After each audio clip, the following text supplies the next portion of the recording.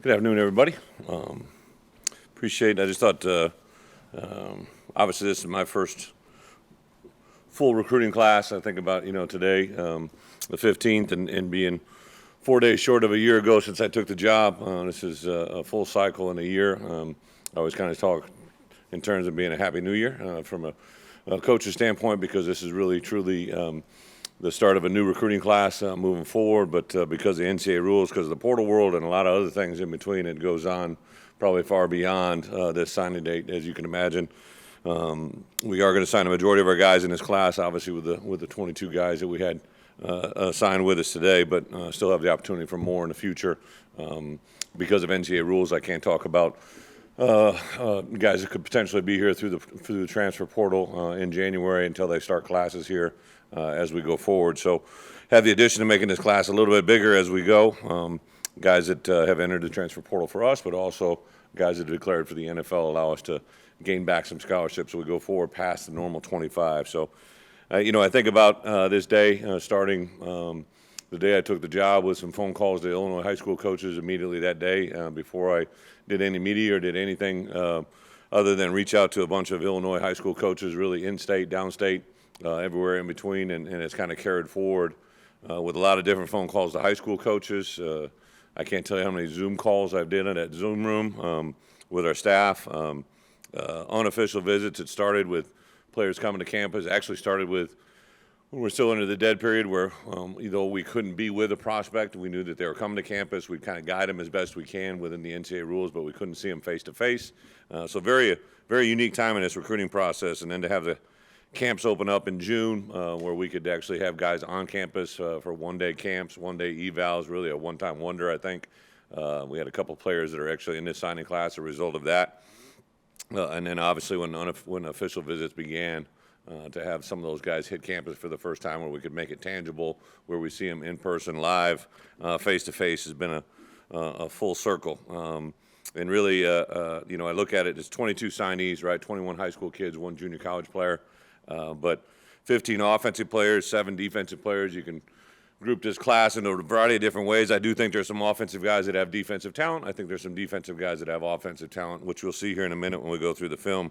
I think about this, right? 3 countries, United States, Canada, and Denmark. Not many times you can say that. One of the first guys to sign his papers last night was obviously here at the University of Illinois. 3 countries, 8 states, but really 10 players from the state of Illinois. And as I said in our opening press conference where we are today, that's going to be the staple of what we are. Those 10 players from the state of Illinois represent 5 state titles during their career. Several conference championships, and obviously the big state championships. But I also look at it this way, right? We got 5 guys from the Catholic League in Chicago. Ever since I've been a young coach to where I am today, people come into the state of Illinois from across the country to recruit the Catholic League in Chicago, and to have 5 players represented in that league. And then also talked about how we're going to recruit the state from tip to tip. And to have Hank Beatty be the Gatorade Player of the Year and have him signed here at the University of Illinois. I didn't obviously do that in the intention of signing Hank that hoped that he became a Gatorade Player of the Year. It was just a byproduct of him playing really good football. And that's the first time that's been done, I believe, since 2010 with Riley O'Toole. So to have the player in the state who's recognized as a Gatorade Player of the Year come here to Illinois is huge, right? 172 wins, 68 losses, 1 tie. We put an emphasis on winning. In your background, it's not an all be-all, right? But we want to win here, and I think to change the culture of what's been behind us, we have to cultivate on the front end. So the more kids that understand what winning is coming on the front end and won't tolerate losing, I think goes a long, long way. So there is an emphasis on going after championship-type programs. But we also recruited a young man here as of late who hasn't won a high school game in his career, right? It's not an like I say, all and be all, but that's a huge, huge deal. We had 4 guys with undefeated seasons in this class, right? So they didn't lose a game unblemished where it goes, and then several with just 1 or 2 losses on the entire senior season. So very excited to get this group in the room. I'll really get specific when we're going through the film, but there's so many different stories that go with this recruiting class. Again, a lot of it was unique in the fact the very first time we ever saw him was on those official visits, so we'd gotten to know him through Zoom through phone calls, through text, through FaceTimes, kind of a moving world in a world of recruiting. But there's always an emphasis on that 48-hour period, but nothing like probably this year than ever before. I knew those kids were going to be starving. They've never been really recruited over the last year and a half of their life. So to get them here on campus, for us as coaches, we were new to campus as well, so we really had to rely on, for instance, Josh, right, as our athletic director, but also someone that walked the walk here, that has been in charge of the athletic department, that knows exactly what these kids are going to be looking for. Corey Patterson, who's a holdover from our last staff, Pat Embleton, who's our director of recruiting, and just kind of what's been done in the past. But I thought it was very interesting for us as new coaches. We probably brought a perspective that no one else could provide, right? We saw things that no one else had seen. We saw strengths, we saw weaknesses.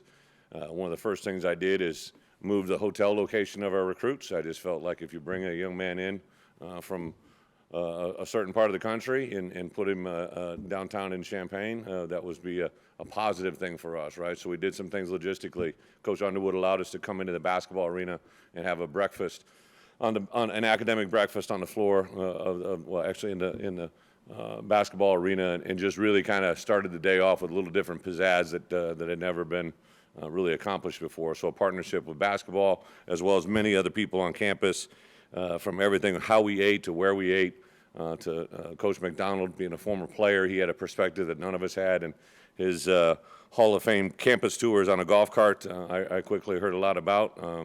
I never got invited for one, but hope to in the near future. So just the attention to detail. I told our coaches early on, because we don't have the wins to back it up, the difference has to be us, right? The difference has to be how we present ourselves, the relationships we build, and the way that we can put ourselves in front of these young men, but also their families moving forward. So before I move on to some questions, and then we'll get into film, when you guys got your questions done, I can come back at the back end as well. Just want to say thank you to Josh and administration. Everything since we've been here has been, what can we do, what can we do, what can we do? Very few no's along the way, just bent over backwards to give us the resources to do it, including this last week, being able to be everywhere across the country where we need to be.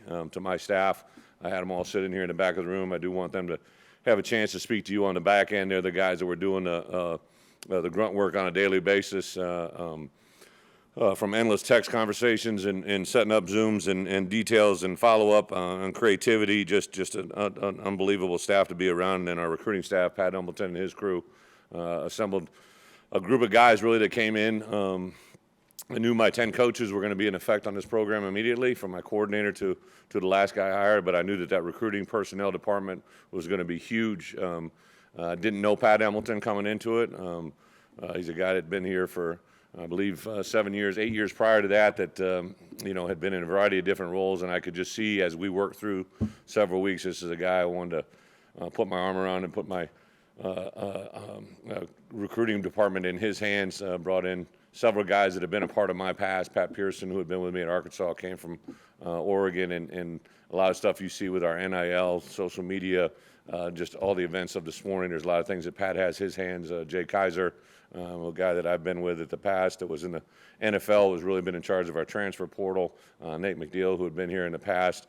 We're looking for a certain type of role to be filled to work hand in hand with Pat Embleton, and Nate has been a champion on that, to bring in Coach Ryan, an Illinois high school coach, and to let him have an effect on our program on a daily basis, somebody that knows this place better than anybody. What's better way to relate to Illinois high school coaches than to hire one of the best ones there ever was. Terry Hawthorne, a former player, and because of us hiring him from where he was at in East St. Louis, that prevented us, in theory, from being able to go back in there. There's some new changes that have allowed schools, we saw that evident today, where schools can maybe go in and recruit players that have had past relationship with high school coaches, so that's an option that we'll explore. But just some other, valuable pieces of the program here that have been huge. So I really want to say thanks to that group and move forward. So with that, I'll open it up for some easy questions. Yes. Most of your career has been spent with that February, Yes. one day Sunday day. Now, the last 4 years, it's early Sunday day too. What's your thoughts on this whole process? So I didn't get to sign them, right, but I had prepared for an early signing day, my last job.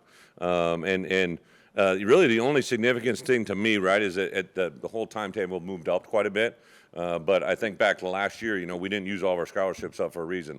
The last year, the two kids that I signed on national signing were two guys that probably played the most amount of snaps for us. Josh McCray was obviously a huge part of not only what we did last year, but what we're going to do in the future. And Dwayne Johnson, got considerable reps for us, especially early on. So I didn't want to tap us out because I do think there's going to be good players available for that second signing. I think you got to be selective about that. We've actually probably front-loaded a lot more high school players than you'll see a lot of people do. I believe in a development program. Even the players, I'm concerned about the portal, but I'm not overly concerned, right? Even the players that entered the portal for us right now, literally every one of them came in and almost borderline apologized. Like, Coach, I don't want to do this, but this is something I have to do, and gave me great reasons and worked through it. There weren't any hostile moments or anything of anything more than just trying to do what's best for everybody involved. The only thing that I really regret is we had a 2-week window to recruit before today, and I wasn't able to get in every home of the kids that we signed here today. We put a huge emphasis. 9 of our players that we signed today will be on campus in January. I only had 10 really, really working days, 10 to 11 working days, so I couldn't get in every home.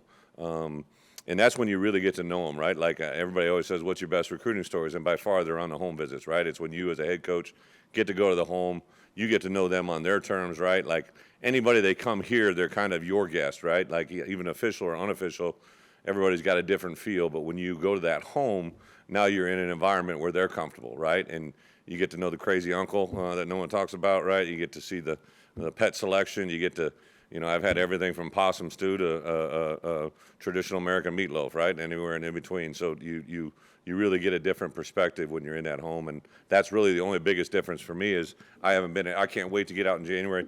A simple thing like we're going alphabetical orders. The first guy that we're going to talk about here is Isaiah Adams, right? Who's a Canadian, right? That played at Garden City Junior College, and one of the comments I said to him the day that I went to see him in Garden City, I sent Coach Miller to Canada, right? Because you have to see him on the same, in the same window. And I think about this all the time. Like I told him specifically when he was here on a visit this past weekend, I wasn't able to go see your mom. You come to us, and I'm going to go see your mom the first opportunity I get because she's important to you. She's important to me, right? I've talked to her on the phone, and I just think that family atmosphere builds into everything we do. Yeah. This is obviously your biggest stamp on the roster so far. The first class is kind of known as a foundation. What do you look for? What is important? What is significant about that first class and building it forward? Yeah, the question is what's significant about this first class, right? And I think it embodies what we believe in, right? We have a strong foundation of defensive linemen and offensive linemen, especially offensive linemen. We signed 5 high school players, 1 college player, just because of pure numbers. I know there's a big to-do about what I said during the course of the year, but it really was based on we need numbers. I knew I was losing, potentially 5 of the top 6 players in that group. So to get them and build them has been a huge part of this class. I'm not a big believer in signing multiple quarterbacks in the same class. Like I get it. Like last year I added, obviously they signed a high school quarterback for us here and I added Art into it. This year we obviously signed Donovan and we may add a more senior transfer player. But I think the important to get a quarterback that kind of fits into what we're doing. I think Donovan did that.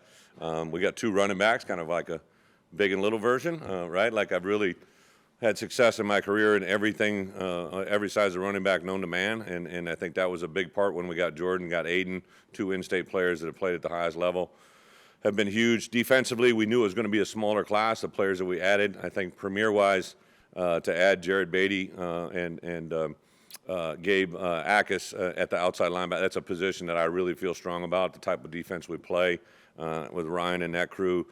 Coach Kane, the development of, I think the 2 most improved players on our defense were OC and Isaiah, and I think we really started playing good when they started playing well. And to have those 2 guys coming in as true freshmen outside linebackers is really special. We beat them on SEC competition at the last minute, really almost the same school for both of them.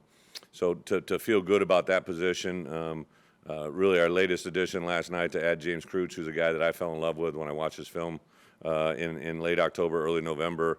I couldn't tell you how excited I was to make that call to offer him and get him to be a part of our family. So I think they represent our kind of guys. I always tell that to and our coaches when they come off the road and maybe they meet someone for the first time, they'll say, hey, Coach, he's our kind of guy. and I automatically know what that means. They know what it means. On the same side of it, they'll say, Coach, he's not our kind of guy, and I got it, right? So we've only been together a year, but I think we all kind of know what that means. Interior defensive line wasn't addressed in this signing classes. Was that by design because of the numbers, and is it a position you're going to continue to look at throughout the winter and spring?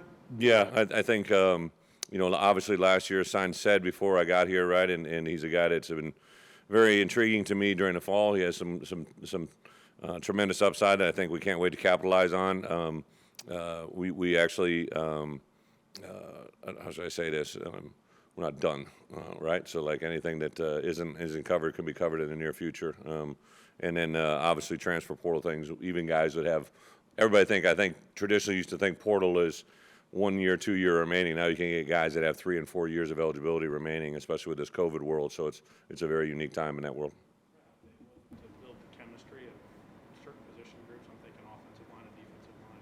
The kids you signed, I'm thinking guys like Clayton and Joey and Hunter being able to get on a group chat or get on a Zoom and having the families have chemistry before they even show up. Yeah, so when we first got going in this class, there was actually limits on the number of players you could have on one group message, right? As silly as that is, right? And that's evolved now during the course of time. But one of the things I give Nate a lot of credit. Nate especially drove some of the in-state recruiting in the Chicagoland group. So, Beatty, the JCA boys, and Ian kind of connected right away. And we had a Zoom call where I remember it was just us, right? And it was just me and those guys talking about the Illinois boys. And then we had a 4 core down below. We got 3 of those 4 down here in Illinois. But really just the amazing part for me really was when we got out on the road and started recruiting in December, and I started hearing stories when I was in the homes from these parents. Magnus Moller, right? So he's a kid from Denmark that got added late here in the class.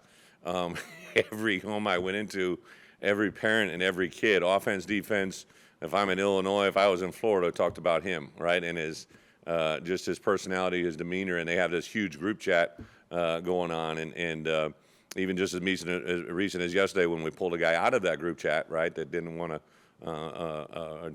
wasn't going to sign with us, everybody right away had to know the answer, right? So I knew they're communicating basically, essentially, instantly on every action.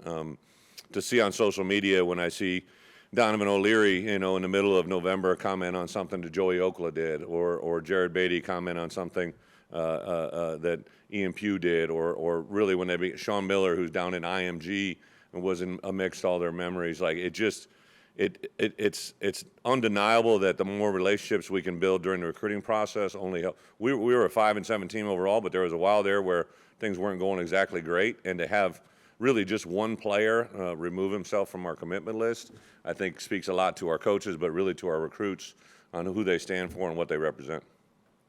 Bret, you had a lot of these guys committed for a pretty good amount of time. What did you like about maybe what these last 4 additions, 2 last night, 2 today, maybe did to this group as a whole?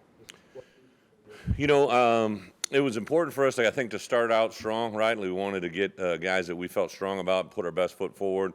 I never really apply pressure. I'm not saying that we don't suggest things, but I think any commitment you get through pressure is usually short-lived, or it's usually under a wrong pretense, right? I want someone to come to you when the time is right. So as they began to come in, we would just kind of feed off it, build off it. Didn't really try to push anybody in a certain direction. I think really about our first bye week, we took an inventory of where we're at. What do we really need to go after now? And then some of it's just timing, right? You look at Tyson Rooks, right? We just literally found out about him about 3 or 4 weeks ago. And somebody connected with Tony, a coach at his high school, reached out to TP. TP gave it to Ryan. Ryan loved the defensive film, passed it on. All of a sudden, there's this buzz in the office about Tyson Rooks, right? And then gave Akis, sounds like a joke, right? So I have a buddy named Jack Daniels that is a high school coach down in West Palm Beach who's been a friend of mine for a long time. But he and I met at Dwyer High School in 1996. At his wedding, my wedding, become great friends, and he literally was scouting an opponent and saw Gabe running around, and he hit me up that night. He said, "Bro, I'm gonna tell you, you're gonna want to go look at this kid at Fort Pierce Central." They were playing Lenny Jankowski, who used to be Jack's offensive coordinator. He called me and said, "Hey, you're going to want to look at this." The head coach was actually the coach that accompanied Lenny Jankowski when we were at Wisconsin, beat number 1 Ohio State while we were at home. They came to my house, right? Just like all kinds of these crazy connections that led us to Gabe. And then as soon as I sent Aaron Henry down on Monday during a bye week, as soon as we found out, I sent him there. He obviously eyeballed him. We couldn't talk to him at that point, and just felt really good about what he represented. And all of a sudden, we're in a recruiting battle, and that went down to the last wire here today. But sometimes it's just strictly timing because I come in late. Early commitments that you guys, or the early enrollees that you guys have, what is it about that you like? And was there a point in your career where you identified that, hey, this is something that we'd like to do as much as we can, as long as we're able to? Yeah, I think the early commitment thing is, early enrollment has been a positive. Like, so one of the first kids that I ever had was a guy by the name of Travis Frederick, who ended up being a first-round draft pick. And I really think the advantage of coming in during this January enrollment is they have a slower acceleration to the football world, right? Like, they come in during fall camp, it's like full speed, full garden hose full of information coming at you, right? Fire hose full of information, and you're practicing, and you got games. You're hitting classes for the first time. Now they'll come in January. We'll get about a 4-day orientation. They'll have an 8-week window of preparation with Tank and his crew. We'll slowly involve football. They'll take a week of spring break. They'll come back and have 5 weeks of spring football, 2 weeks of post-spring work in the classroom, go home for 3 weeks, and then come back in the summer and enter with the same freshman class, and go through everything all again. So they really get installed twice. And it just comes at a better pace that I think really, and just human nature, right? Think about when you were 18 years old and you went to college. When you come in during the summer, you come in June, you really don't leave till December. When you come in during January, you get a spring break in 8 weeks. You get a 3-week break in about 6 weeks after that. Then you get another week before we start fall camp. It just breaks up that monotony that much better. You weren't in this world for the last couple of years, so you weren't recruiting. To get back to it and now have a class, can you just explain or describe what this entire process was like to get back to the world of recruiting? Yeah, question being, that I was out for 3 years really in the recruiting world. But the way I'm wired, like, I'm recruiting every day, right? Like, I like people. Like learning things from people, and I don't think that really changed, even though I might have been in the New England Patriots facility and I wasn't recruiting to a signing day. I was recruiting players every day, right? Let's get to know each other. Let's build a relationship. Let's see what I can give you. Let's see what you can give me to help each other. So I get the question, but it really, I didn't ever felt like I was out for a day. And then the Zoom world, I'm just telling you, Josh was giving me a tour literally the first day I was here, and that area that I set up as a Zoom room, they never really used, right? And as soon as I walked in, I'm like, ooh, this is a good Zoom room. And everybody's kind of looking at me like I got 3 heads. I'm like, we're going to put a camera there, I'm going to put a table there, and I'm going to be able to show film to my current players, and I'm going to be able to recruit players through Zoom. And we wore that thing out. We've got our money out of that room.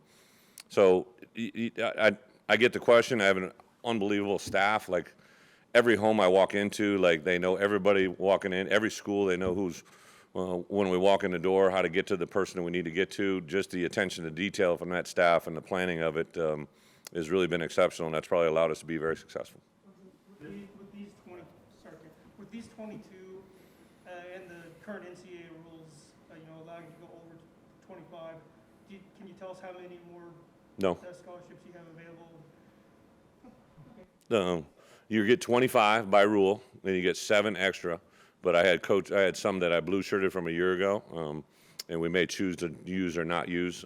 So it really is a number that I know what it is. I may choose to, reward walk-on scholarships. We will not be able to get to 85 scholarships, just the way the numbers are laid out, which is my biggest concern. Like, everybody wants to talk about NIL and all this stuff. My only concern is this transfer portal and the way that, especially when you're a coach taking over a program. Even when they give us these 7 extended scholarships, you may not be able to get to 85 by addition of players, right? You can award walk-ons, which is what I did, a little bit of last year. But to go out, to me, it should be 1 in, 1 out. Everybody should have 85 scholarships at any given time. To me, there's no other way to go around it. I think it's absolutely ridiculous that we don't do it that way. I know there's discussions of like a swinging 50. You can sign 30 1 year and 20 the next year, but that's just ridiculous because you never know. Right now, I had several players, not several, but a couple players go to the NFL. Some expected, 1 or 2 not expected.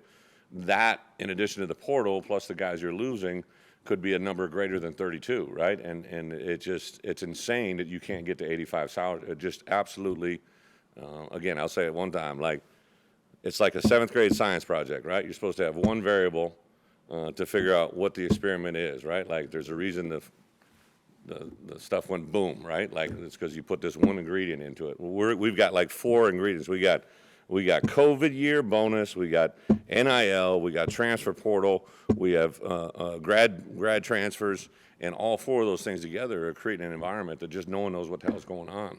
And that's the one part that gets frustrating. Early signing day, Yeah. get back to one more thing about that. There's been talk about that maybe either being eliminated, or Todd Berry's been talking about maybe moving it a different time. What's your thoughts on that? I wish they just kind of stay with what they've been doing, right? And just let's stay constant for a while. We've had enough moving parts here in the last 2 years, 3 years that let's just try to stay constant, let things evolve to where it's at, let everybody know the rules. I think the thought is if they moved back to just a February signing period, the kids are still going to enter the transfer portals. Kids are still going to declare for the NFL. Kids are still going to want to have transition. The one thing that the early signing period does, it's a very cost-effective measure. So all these kids that we got now, 22 players, they're locked in. They can't go anywhere. I guess they could enter the transfer portal, which would probably be unheard of, before they even hit campus. But I'm not saying it can't be done either, right? But I think to stay on a steady pace and be consistent would be a really good step in the right direction. Yeah. Okay.